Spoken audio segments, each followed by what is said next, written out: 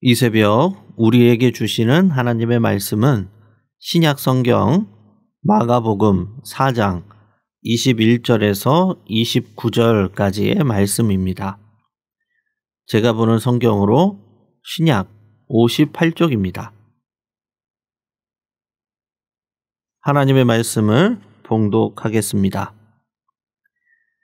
또 그들에게 이르시되 사람이 등불을 가져오는 것은 말 아래에나 평상 아래에 두려함이냐 등경 위에 두려함이 아니냐 드러내려 하지 않고는 숨긴 것이 없고 나타내려 하지 않고는 감추인 것이 없느니라. 들을 귀 있는 자는 들으라.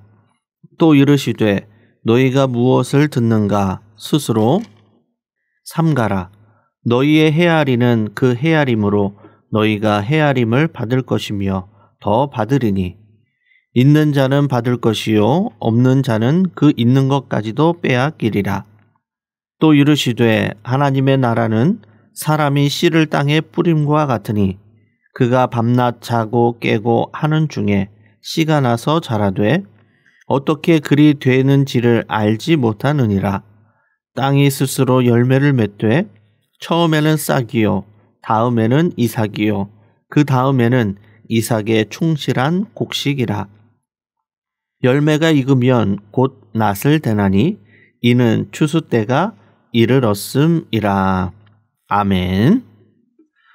오늘 본문 말씀을 중심으로 하나님 나라의 비유라는 제목으로 함께 말씀을 나누겠습니다. 오늘 본문의 말씀은 계속되는 하나님 나라의 비유입니다. 예수님은 비유를 통해서 우리가 하나님의 나라를 충분히 이해하고 사모하도록 쉽게 설명해 주십니다. 오늘 본문에서는 두 가지로 하나님의 나라에 대해 비유로 말씀하십니다. 먼저 하나님의 나라는 등불과 같다. 등불의 비유를 말씀하십니다. 오늘 본문 21절에서 23절의 말씀입니다. 또 그들에게 이르시되 사람이 등불을 가져오는 것은 말 아래에나 평상 아래에 두려함이냐 등경 위에 두려함이 아니냐 드러내려 하지 않고는 숨긴 것이 없고 나타내려 하지 않고는 감추인 것이 없느니라. 들을 귀 있는 자는 들으라. 아멘. 하나님의 나라를 등불에 비유하고 있습니다. 사람들이 등불을 가져오는 이유는 숨기고 감추려는 것이 아니라 등경 위에 두어서 방을 밝히기 위함임은 말씀합니다. 즉 나타내기 위함이라고 가르쳐 주십니다. 예수님이 비유로 말씀하신 이유도 이와 같습니다. 말씀을 고지식하고 유창한 말로 포장하려는 것이 아니라 깨닫게 하고 나타나기 위하여 말씀으로 비유로 가르치시는 것이죠. 그러면 이 비유를 통해서 무엇을 나타내려 하는 것일까요? 본문의 말씀을 제대로 이해하기 위해서는 등불이라는 원어의 의미를 알아야 합니다. 본문에서 이 등불은 원어로 레크노스라는 단어인데 그 등불로 앞에 정관사가 붙어 있습니다. 그러니까 이 등불은 고유 명사로 하나의 유일한 등불을 의미합니다. 세상에 하나뿐인 유일한 등불, 이것은 누구를 가리키는 것일까요? 이것은 바로 세상의 빛으로 오신 오직 한 분, 유일하신 예수 그리스도를 가리키는 것입니다. 요한복음 8장 12절에 이렇게 말씀합니다. 예수께서 또 말씀하여 이르시되 나는 세상의 빛이니 나를 따르는 자는 어둠에 다니지 아니하고 생명의 빛을 얻으리라. 아멘. 예수님이 세상의 빛으로 오셨음을 분명히 말씀하고 계십니다. 등불의 주 목적이 방안을 환하게 밝히듯이 예수님 또한 복음을 감추기 위함이 아니라 온 세상에 밝히 드러내기 위해 오셨음을 말씀하십니다. 예수님이 세상의 빛으로 오셔서 죄와 어둠의 모든 권세를 몰아내시고 복음과 생명의 빛을 드러내셨듯이 주님을 따르는 우리도 세상을 복음의 등불로 밝히며 하나님의 나라를 온전히 세워가는 우리 모든 성도님들이 다 되시기를 바랍니다. 오늘 보면 24절에서 25절의 말씀입니다. 또 이르시되 너희가 무엇을 듣는가 스스로 삼가라. 너희의 헤아리는 그 헤아림으로 너희가 헤아림을 받을 것이며 더 받으리니 있는 자는 받을 것이요 없는 자는 그 있는 것까지도 빼앗기리라. 아멘. 여기서 삼가 들으라 라는 말씀은 마음 깊이 새겨 들으라 라는 의미입니다.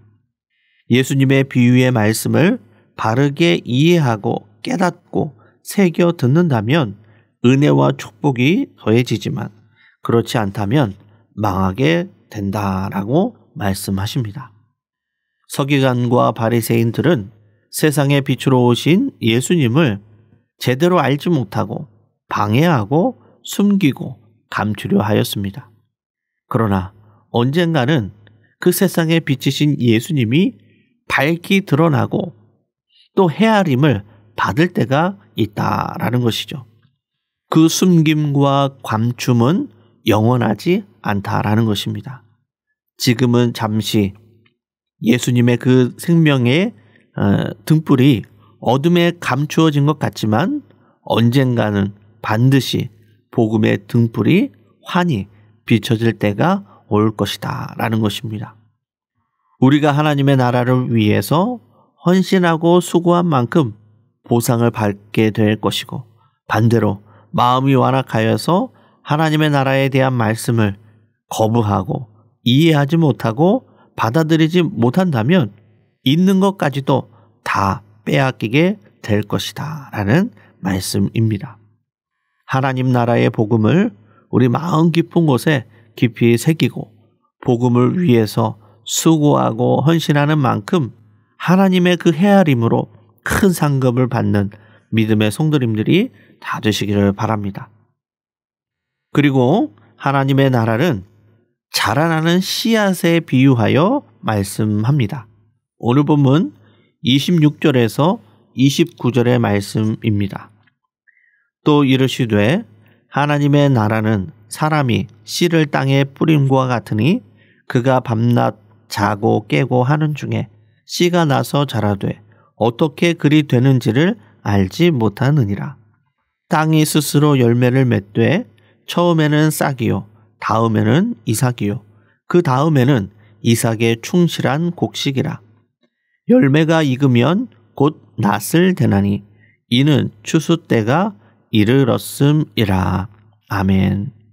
하나님의 나라를 자라나는 씨앗에 비유합니다. 이 자라나는 씨앗의 비유의 요점은 농부가 씨를 뿌리고 땅의 잡초와 자갈을 제거하면서 열심히 농사를 짓지만 씨가 잘 자라나도록 해를 주시고 비를 내리시고 적당한 기온과 바람을 맞추어 주는 것은 사람의 영역이 아니라 하나님의 영역에 있음을 말씀합니다. 이처럼 하나님의 나라를 시작하고 세워가고 완성하는 모든 것이 사람의 일이 아니라 하나님의 주권적인 역사임을 말씀하고 있습니다. 농부는 씨가 자라고 열매가 맺어지는 그 모든 과정을 모르지만 봄마다 씨를 뿌립니다. 왜냐하면 뿌려진 씨가 반드시 열매 맺을 것을 알고 있기 때문입니다. 확신하고 있기 때문이죠. 이것이 바로 하나님의 나라에 대한 믿음을 가진 하나님의 백성들의 온전한 모습이다라는 것입니다. 땅에 뿌려진 씨가 자라나 알곡이 되고 추수할 때가 오는 것처럼 하나님의 나라는 하나님의 시간표에 의해 하나님의 방법으로 아름답게 반드시 완성되어 갈 것입니다. 농부가 씨를 뿌리고 인내하면서 추수할 때를 기다리는 것처럼 역사의 주관자가 되시는 전능하신 하나님을 신뢰하며 하나님의 나라를 소망하며 살아가는 믿음의 성도님들이 다 되시기를 바랍니다. 말씀을 정리하겠습니다. 우리는 하나님 나라의 비밀을 맡은 사람들입니다. 이 비밀은 누구든지 세상의 빛으로 오신 예수님을 영접하면 어둠에 다니지 않고 영원한 생명의 빛을 누린다라는 사실입니다. 예수님은 우리를 세상의 빛과 세상의 소금으로 불러주셨습니다. 우리가 복음을 위해 뿌린 수고와 섬김과 기도의 모든 씨앗이 하나님의 나라에서 반드시 풍성한 열매를 맺게 하실 것입니다.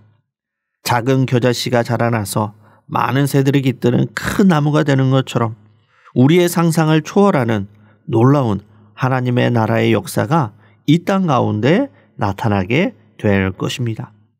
우리의 유일한 등불이신 예수 그리스도를 의지하여 복음의 등불로 어두운 세상을 밝히며 하나님의 나라를 온 열방에 세워가는 믿음의 성도님들이 다 되시기를 주님의 이름으로 간절히 축원합니다. 기도하시겠습니다.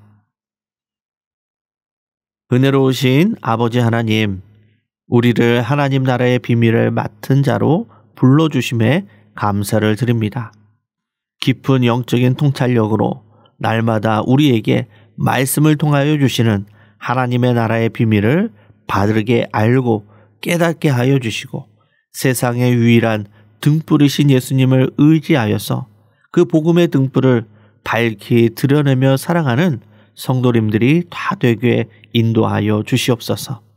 우리가 복음을 위해 수고하고 헌신하는 기도의 모든 씨앗이 하나님의 나라에서 풍성한 생명의 열매로 맺어지게 하여 주시고 작은 겨자씨가 자라나 많은 새들이 깃드는 큰 나무가 되는 것처럼 하나님의 나라를 온 열방 가운데 세워나가는 우리 모든 믿음의 성도님들이 다 될 수 있도록 함께하여 주옵소서. 살아계신 예수님의 이름으로 기도드리옵나이다. 아멘.